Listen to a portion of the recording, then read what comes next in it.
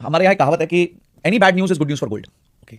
ठीक है, तो कोई भी अगर वर्ल्ड लेवल पे बैड न्यूज़ आती है तो वो गोल्ड के लिए बहुत अच्छी न्यूज़ बन जाती है। तो हमें अभी बैड न्यूज़ का माहौल था तो थोड़ा जो है गोल्ड उसमें आगे बढ़ा। अगर आप देखें सेंट्रल बैंक्स अक्रॉस वर्ल्ड जो है गोल्ड इकट्ठा कर रहे हैं। इंडिया में अगर आपको मैं मजेदार ट्रेंड बताऊं, लोग नहीं नोटिस करेंगे कि इंडिया ने यूएस ट्रेजरीज में इन्वेस्ट किया हुआ था, यानी यूएस को उधार दिया हुआ था।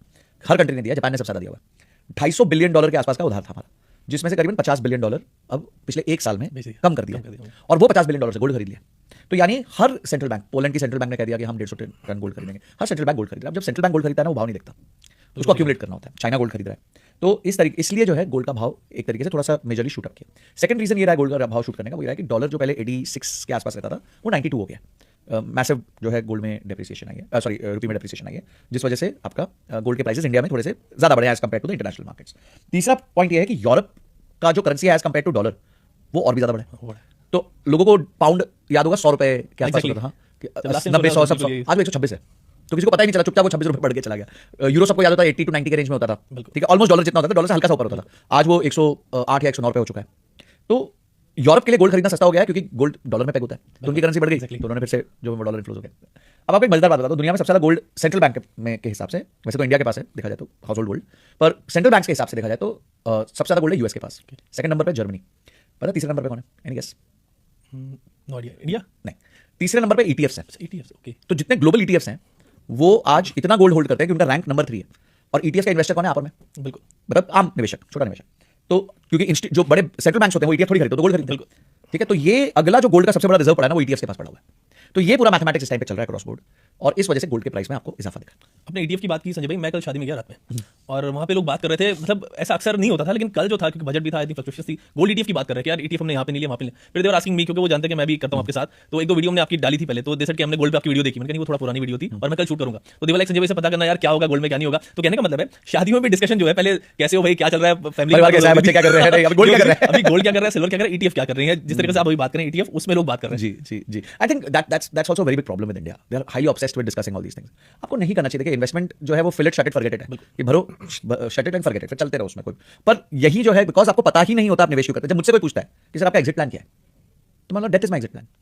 मेरे को नहीं चाहिए पैसा, जब तक मेरे को कुछ हो नहीं आता, मेरे को नहीं चाहिए, बिकॉज मैं एक्टिव इनकम कमा रहा हूं। तो मैं एक्टिव इनकम कमा रहा हूं, मैं करूंगा उस पैसे का, मैंने खा लिया, पी लिया, घूम लिया, फिर लिया, अपनी नीड्स को फुलफिल कर लिया, बच्चे को पढ़ा दिया, सब कर दिया, उसके बाद क्या करूंगा पैसे का? तो मैं इन्वेस्ट कर रहा हूं। कब तक कर रहा हूं मुझे नहीं पता, कब तक कर रहा हूं। वॉरेन बफेट ने तो 82 ईयर्स किया है, तो मेरे को तो अभी कितने ही साल हुए हैं, तो अभी तो टाइम है बहुत जबरदस्त जिसमें मैं इन्वेस्ट कर सकता हूं। क्या इंडियन मार्केट भाई, क्या हम ये नहीं समझते कि आज अगर निफ्टी 25,000 पे है तो क्या 1 लाख नहीं जाएगा? बिल्कुल जाएगा। अब कब जाएगा वो इशू है, हो सकता है 10 साल में जाएगा, हो सकता है 15 साल में जाएगा, तो 1 लाख तो जाएगा ना, तो मेरा पैसा भी बढ़ जाएगा साथ साथ, आराम से, शांति से उसके साथ। बट जब तक आपको ये गोल ही नहीं पता होगा कि आपको करना क्या है, क्यों पैसा चाहिए, कब पैसा चाहिए, कितना पैसा चाहिए, तो आप फिर आप ये रोज डिस्कशन में लगे रहोगे। It's a time waste. अभी जो बात आती है, हम यूट्यूब पे देखते हैं और इवन सोशल मीडिया पे देखते हैं, गोल्ड 2 लाख जाएगा, गोल्ड 3 लाख जाएगा, गोल्ड 4 लाख जाएगा, लोग ये सर्च करते हैं और लोगों को इंटरेस्ट भी आता है। तो आपसे भी ये सवाल करूंगा, आई नो कि आप इस तरह से उसका जवाब देंगे कि गोल्ड 2 लाख या 3 लाख जाएगा भी फ्यूचर में, कुछ टाइम में 5 लाख भी जाएगा, पर कब जाएगा ये नहीं पता। ओके, देखिए अगर 25,000 जब गोल्ड था 2012-13 में, तब किसी से आपने पूछा होता नहीं 50,000 जाएगा, तो कोई बोल ही नहीं सकता कि 50,000 भी जा सकता है। जब 50-60,000 हुआ, जब वो नॉर्मल बन गया, थोड़ा टाइम स्टेबलाइज हुआ वहां पे, तब किसी को अगर आप बोलते 1 लाख जाएगा, जा ही नहीं सकता। 50,000 से ऊपर नीचे जाएगा, 25,000 जाएगा। तो we love to speculate, it is all speculation. क्यों करना है हमारे को speculate? This is not a job, it's an asset class जो आपको 8 to 9% CAGR देगा अगर आप इसको 15 से 20 साल होल्ड करोगे तो, और इन्फ्लेशन का अगेंस्ट हेज देगा, खराब समय में आपको गद्दे का काम करके देगा, आपके पोर्टफोलियो को ज्यादा गिरने से बचाएगा। That's it, that is the work of gold. उससे ज्यादा आपको उस पर दिमाग नहीं लगाना है। आपको आभूषण के लिए पहनना है तो आपकी चॉइस है, उसमें मैं कुछ नहीं कह सकता। पर अगर आपको गोल्ड इन्वेस्टमेंट के लिए चाहिए तो ये उसका पर्पस है, ये उसका टाइमलाइन है, ये उसकी वॉलेटिलिटी है। अगर एक्सेप्टेड है तो काइंडली इन्वेस्ट, अगर एक्सेप्टेड नहीं है तो डोंट इन्वेस्ट। बट इतना स्पेक्युलेट मत करिए। और अगर आप ट्रेडिंग के एंगल से आते हैं, स्पेकुलेशन के एंगल से आते हैं, तो उसको पहले सीखिए। मैं तो, ट्रेडिंग भी एक कला है, एक आर्ट है, आप उसको अच्छे से सीख सकते हो। पर मैं एक आम आदमी जो नौकरी पे जा रहा है, सुबह काम कर रहा है, उसकी प्रायोरिटीज अलग है, वो फ्रीलांसर है, बिजनेस है, तो व्हाई शुड ही फोकस। मैं कितने बिजनेसमैन को देख रहा हूं बेकार में अपना बिजनेस से फोकस हटा के, यार वो आप इन्वेस्टमेंट में लगे हुए।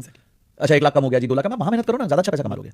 सही भाई, आपने ट्रेडिंग की बात की, तो कल एक बंदा मुझे ऐसा भी मिला जो कह रहा था कि मैंने यहाँ पे स्टॉप लॉस लगाया और मैं यहाँ पे बेच दूंगा। तो रादर देन गोल्ड में ट्रेड करना और फिर नॉर्मल किसी स्टॉक में ट्रेड करना क्या बेहतर है? लोग गोल्ड में भी ट्रेड करने लगे, जिसको सिर्फ मतलब इन्वेस्ट करके भूल जाने वाली चीज होती थी।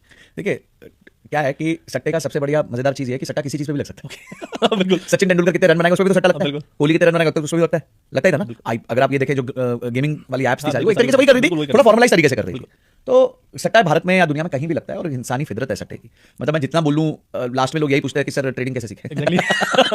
तो सट्टा है, अब है तो है, क्या करें। देखिए इसलिए ना मैं जनरली लोगों को ये कहता हूँ कि आपको इसमें भी वॉरेन बफेट की बहुत प्यारी लर्निंग है कि don't test the depth of water with both your feet. Okay, कितनी प्यारी बात है ना। लोग कहते हैं सर आप वॉरेन बफेट की इन्वेस्टमेंट स्ट्रेटजी क्या है। देखो आज तक उस आदमी ने इतने लेटर्स लिखे हैं, हर साल एक लेटर लिखते हैं वो शेयर होल्डर्स को, उसमें कभी वो इन्वेस्टमेंट स्ट्रेटजी की बात नहीं करते। उनकी लाइनें ऐसी होती हैं, अराउंड बिहेवियर, अराउंड इमोशंस होती हैं, क्योंकि उनको पता है कि इन्वेस्टमेंट में स्किल से ज्यादा आपका बिहेवियर और इमोशन काम आता है। तो अगर आपको ट्रेडिंग भी करनी है, किसी चीज पे भी करनी है, मेरी कोई रोक नहीं है आपको। एक तो शुरुआत में अपने कैपिटल का बहुत छोटा परसेंटेज डालिए, धीरे धीरे उसको बढ़ाइए, लर्न कीजिए, और इतना मत गवाइए कि वो एक मेरे को चुपके चुपके का सीन याद आता है यार, 34 लाख लगाए थे, 36 लाख चले गए 36 लाख लॉस हो गया तो कल भी मुझे एक मैसेज आया, बोला सर मैंने वो गोल्ड के फ्यूचर्स में या सिल्वर के फ्यूचर्स में 3 लाख रुपए लगाए थे, 6 लाख का लॉस है। ऑब्वियसली हो गया ना, क्योंकि 10x का लेवरेज था। अब 3 लाख पे उसने 30 लाख रुपए का माल खरीदा होगा, 20% नीचे गिर गया, 6 लाख का लॉस हो गया। तो अब 3 लाख तो गए जो डाले थे, उस पर 3 लाख और जेब से जाएंगे। तो ये सब देखिए, this is not your game, and if it is then 3 lakh की जगह आप 30,000 से कर लेते, तो एटलीस्ट आपका लॉस तो लिमिटेड होता। So I think that is very very important. Trading को सीखिए, और उसको फिर आप सट्टे की तरह करेंगे तो आप पैसा नहीं बना पाएंगे। अगर उसको एक आप प्रॉपर आर्ट की तरह करेंगे, आपके इंडिकेटर्स हैं, आपके स्टॉप लॉसेस हैं, टारगेट प्राइसेस हैं, और आपके इतने बड़े ब्लैक स्वॉन इवेंट, हम इसको ब्लैक स्वॉन इवेंट कहते हैं, जैसे सिल्वर अचानक से 25-30% गिर गया, तो ऐसे ब्लैक स्वॉन इवेंट से बचने का आपका रिस्क मेजर क्या है, उस टाइम पे आप क्या करोगे।